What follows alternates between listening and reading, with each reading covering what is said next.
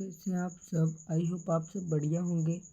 तो आज हम इस वीडियो के माध्यम से कक्षा 12वीं वालों का राजनीति विज्ञान का संपूर्ण प्रश्नोत्तर देखेंगे। आपका जो समकालीन विश्व राजनीति है उसका आप लोग का पूरा 5 पार्ट तक देखेंगे, जितना भी आपका त्रैमासिक सिलेबस होगा। ठीक है, 5 पार्ट तक हम इस वीडियो में देखेंगे। 1 से 5 तक आप लोग देखिएगा वीडियो पूरा, तभी आपको समझ में आएगा। हमारे पास यहाँ 90 पेज की PDF है, आप लोग देख सकते हैं यहाँ पे आप लोग।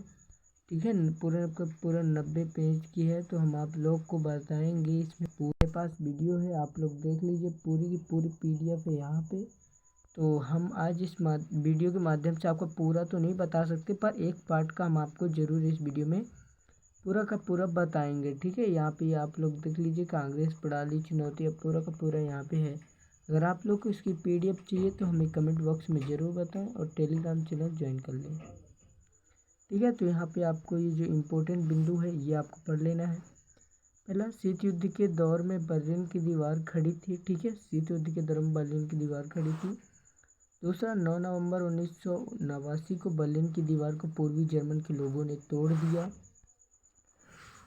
तीसरा है, रूस में हुई सन 1917 की समाजवादी क्रांति के पश्चात समाजवादी गणराज्य अस्तित्व में आए।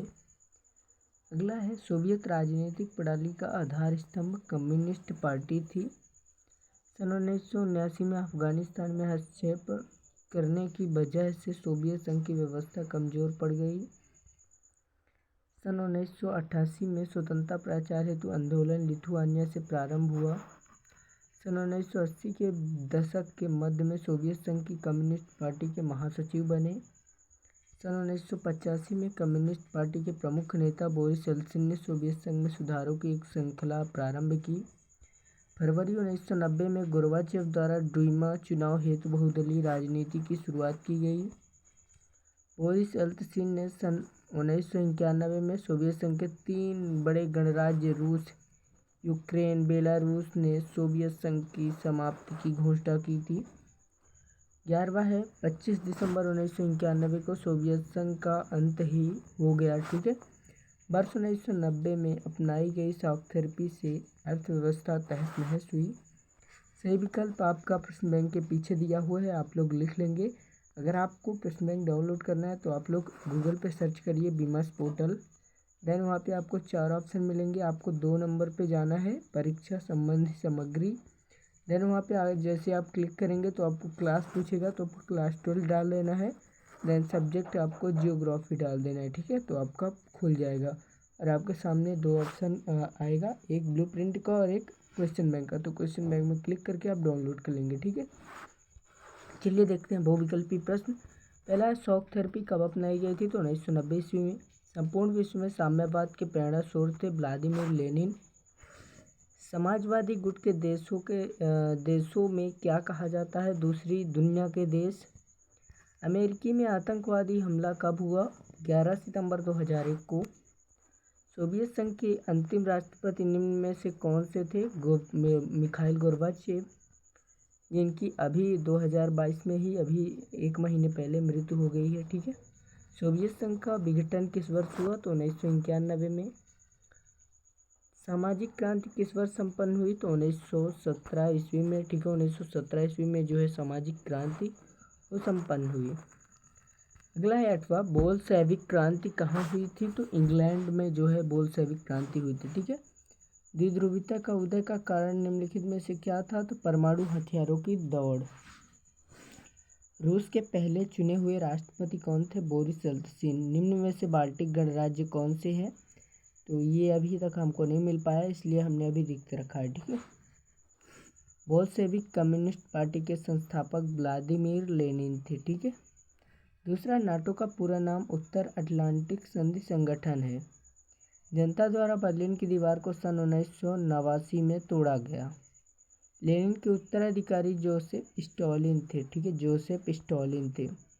शॉक थेरेपी का शाब्दिक अर्थ आघात पहुंचाकर उपचार करना है।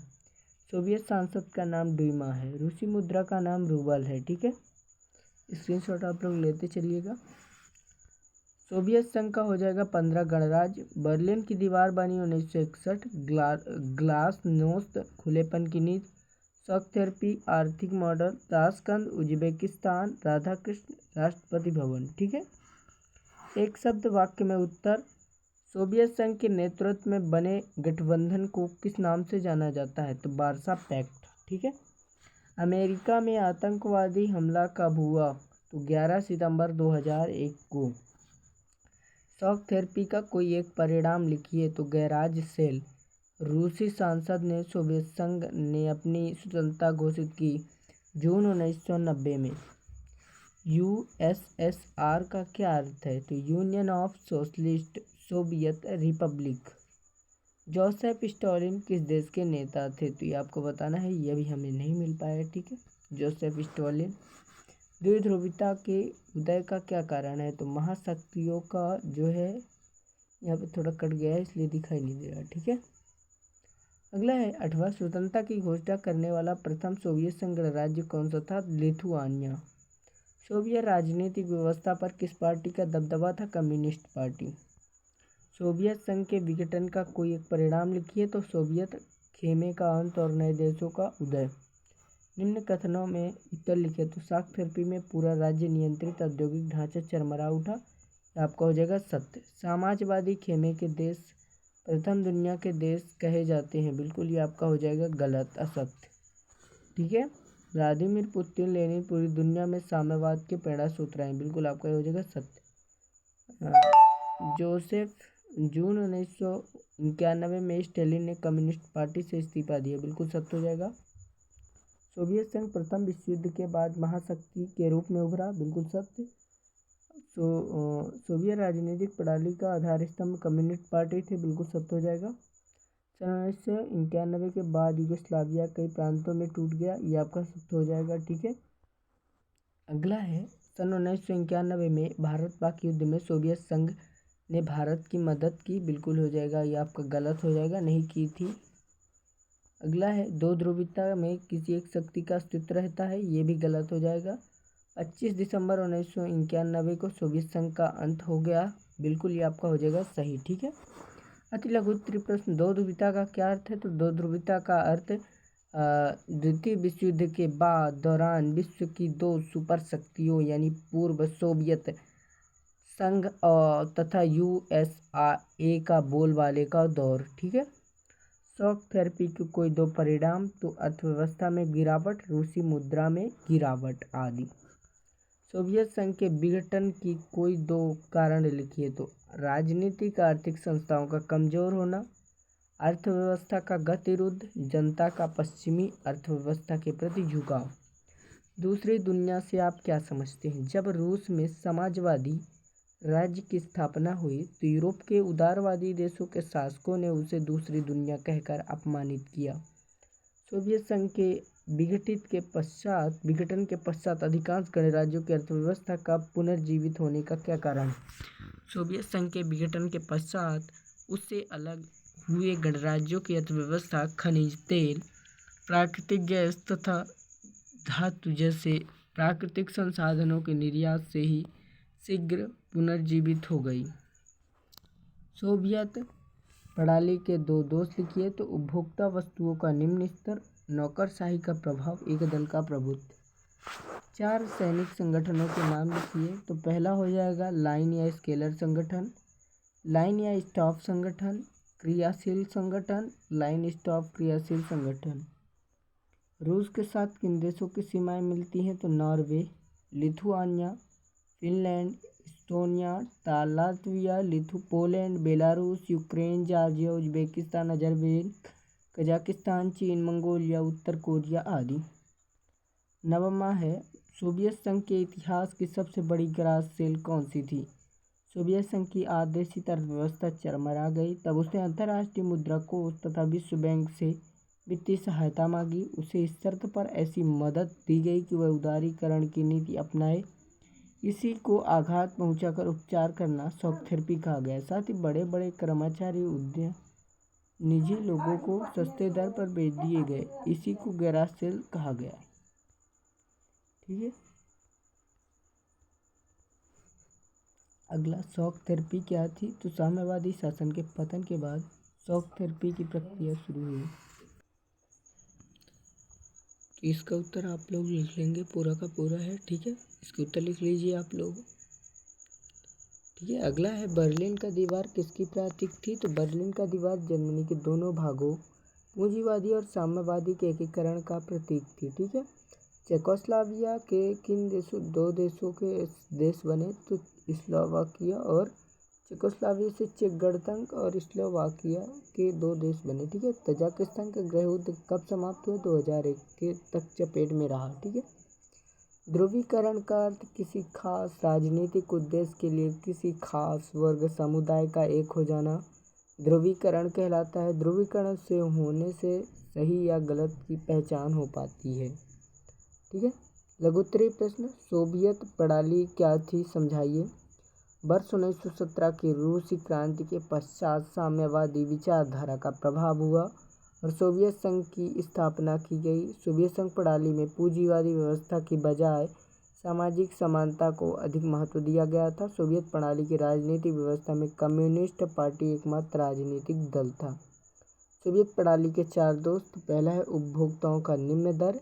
सोवियत प्रणाली में उत्पादन मशीनरी आदि का व्यापक प्रबंध होने के बाद भी उपभोक्ताओं को पश्चिमी देशों की तुलना में निम्न स्तर की वस्तुएं मिल रही थी। नौकरशाही का प्रभाव। सोवियत प्रणाली पर नौकरशाही, जिसके कारण यह प्रणाली धीरे धीरे साम्यवादी सत्तावादी में परिवर्तन होने लगी थी। एक दल का प्रभुत्व। सोवियत संघ में एक दल का अर्थात कम्युनिस्ट पार्टी का शासन होना भी एक प्रमुख कमी थी। रूस का प्रभुत्व। सोवियत संघ की स्थापना 15 गणराज्यों से हुई थी, जिससे सभी राज्य अपनी अपनी संस्कृति एवं सभ्यता की सुरक्षा का स्वयं सुरक्षा कर सकें। ठीक है, परंतु साम्यवादी दल ने जनता को इस इच्छा से नकार किया, जबकि इन 15 गणराज्यों में रूस का अपना एक अलग प्रभुत्व था। ठीक है, अगला आपका है ऐसे में अन्य क्षेत्रों की जो अपेक्षा है वो स्वयं को दमित एवं अपेक्षित अनुभव करती है। ठीक है, सोवियत संघ के विघटन के कोई 4 कारण लिखे। तो पहला, राजनीतिक आर्थिक संस्थाओं का कमजोर होना। सोवियत संघ की राजनीतिक संस्थाएं आंतरिक रूप से अधिक कमजोर हो चुकी थी। वे जनता की इच्छाओं एवं आकांक्षाओं की पूर्ति के लिए करने में असमर्थ थी। अर्थव्यवस्थाओं का गतिरोध। सोवियत संघ की अर्थव्यवस्था की गति कई वर्षों तक अवरुद्ध रही। इससे उपभोक्ता वस्तुओं की देशों में लगातार कमी होती रही। प्रशासनिक भ्रष्टाचार। सोवियत संघ पर कम्युनिस्ट पार्टी ने 70 वर्षों तक शासन किया। समय बीतने के साथ यह जनता के प्रति अपने दायित्वों से बचती रही, जिसके कारण भ्रष्टाचार में वृद्धि एवं प्रशासन में गतिरोध उत्पन्न हो गया। जनता की आकांक्षाओं का पूरा न होना। मिखाइल गोर्बाचेव ने जब अपने सुधारों के क्रम में उदारता से कार्य करना आरंभ किया तो जनता की अपेक्षाएं आवश्यकता से अधिक हो गईं। शॉक थेरेपी के कोई 4 परिणाम। शॉक थेरेपी प्रक्रिया के परिणाम स्वरूप क्षेत्र की अर्थव्यवस्था अस्त व्यस्त हो गई। रूस का राज्य नियंत्रित औद्योगिक ढांचा पूर्ण रूप से अव्यवस्थित हो गया। लगभग 90% उद्योगों की निजी हाथों में अथवा कंपनियों को बेच दिया गया, जिसे इतिहास की सबसे बड़ी गैराज सेल के नाम से जाना जाता है। खाद्यान्न का आयात। खेती के निजी हाथों में आ जाने से रूस में खाद्यान्न संकट उत्पन्न हो गया, जिससे रूस में खाद्यान्न का आयात करना शुरू कर दिया। वर्ष 1999 में रूस का जीडीपी वर्ष 1989 की तुलना में बहुत कम था। माफिया वर्ग का उदय। गरीबी बढ़ने के बाद समाज का मध्यम वर्ग संकट में आ गया। जो लोग शैक्षिक और बौद्धिक कार्यों में संलग्न नहीं थे वे स्थानांतरित हो गए। समाज कल्याण की व्यवस्था का। सोवियत संघ की पुरानी समाज कल्याण की व्यवस्था को समाप्त कर दिया गया। ऐसे में सरकारी रियासतों के समाप्त होने के कारण अधिकांश लोग गरीब हो गए। ठीक है, गरीब हो गए। यहाँ पे आपका थोड़ा गलत हो गया, मिसप्रिंट। द्वितीय विश्व युद्ध के बाद सोवियत संघ महाशक्ति के रूप में किस प्रकार उभरा, समझाइए। द्वितीय विश्व युद्ध के बाद सोवियत संघ एक कम्युनिस्ट के रूप में उभरा। वर्ष 1945 से 1990 तक दोनों महाशक्तियों के मध्य प्रतिस्पर्धा, तनाव, हथियारों की होड़, अशांति का वातावरण बना रहा। इसका परिणाम यह हुआ कि यूरोप तथा पश्चिम एशिया का क्षेत्र दोनों महाशक्तियों के बीच शीत युद्ध का कारण बना। शीत युद्ध वास्तविक युद्ध न होते हुए भी युद्ध जैसी परिस्थितियां थी, जो विचारों व प्रचार का युद्ध था, न कि वास्तविक युद्ध। इस प्रकार द्वितीय विश्व युद्ध के बाद सोवियत संघ निम्न तथ्यों के आधार पर एक महाशक्ति के रूप में उभरकर सामने आया। अगला है सोवियत संघ की सोवियत प्रणाली की 4 व्यवस्थाएं। तो पहला योजनाबद्ध अर्थव्यवस्था, दूसरा विशाल ऊर्जा संसाधन। सोवियत प्रणाली में अर्थव्यवस्था पूर्णतः योजनाबद्ध एवं राज्य के नियंत्रण में थी। विकास, नागरिक कल्याण तथा उत्पादन संबंधी सभी योजनाओं द्वारा राज्य द्वारा संचालित होती थी। सोवियत संघ के पास ऊर्जा के विशाल संसाधन जैसे खनिज तेल, लोहा, इस्पात मशीनरी आदि मौजूद थे। उन्नत संचार प्रणाली, सोवियत व्यवस्था की संचार प्रणाली अत्यधिक उन्नत थी। सुव्यवस्थित परिवहन व्यवस्था होने के कारण दूर दराज के सभी इलाके आवागमन हेतु आपस में जुड़े हुए थे। लोक कल्याण एवं संपूर्ण रोजगार, सोवियत व्यवस्था में लोक कल्याण पर अधिक बल दिया गया। राज्य सभी नागरिकों को न्यूनतम आवश्यक सुविधाएं जैसे शिक्षा, स्वास्थ्य, आवास इत्यादि उपलब्ध कराता है। ठीक है। सोवियत प्रणाली के विघटन के 4 परिणाम। सोवियत संघ के विघटन के परिणाम निम्नलिखित है।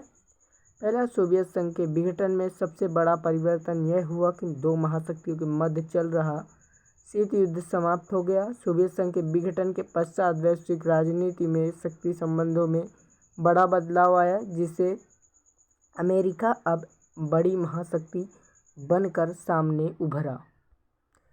सोवियत संघ के विघटन के बाद नए देशों का उदय हुआ। इनमें से कुछ नए देश मुख्य एवं पूर्वी यूरोप देश बने। यूरोपीय संघ से जुड़ना एवं नाटो का हिस्सा बनना चाहते थे। ठीक है। तो गाइज यहाँ पे 17 मिनट की फाइनली वीडियो बन चुकी है, इसलिए हम इससे आगे नहीं बना सकते। तो आप लोग को 4 पार्ट मिलेगा अगली वीडियो में। आप लोग के लिए मैं एक प्लेलिस्ट बना दूंगा, आप लोग चैनल पेज में जाके चेक कर लेना। देन आप लोग जो है वीडियो को ज़्यादा से ज़्यादा शेयर कीजिए और हमें सपोर्ट कीजिए प्लीज़। आप सबका बहुत बहुत आभार रहेगा। और अगर आपने अभी तक चैनल को सब्सक्राइब नहीं किया तो सब्सक्राइब कर दें। अगर आप यहाँ तक बने हुए हैं तो आपका बहुत बहुत आभार, धन्यवाद। मिलते हैं फिर अगले वीडियो में। ऐसे ही सपोर्ट करते रहिए। हम शिक्षा जगत से सभी महत्वपूर्ण छोटी बड़ी खबरों एवं पढ़ाई से संबंधित सब कुछ आप तक शेयर करते रहेंगे। धन्यवाद। मिलते हैं फिर अगले वीडियो में। तब तक के लिए जय हिंद, वंदे मातरम, शुभ रात्रि।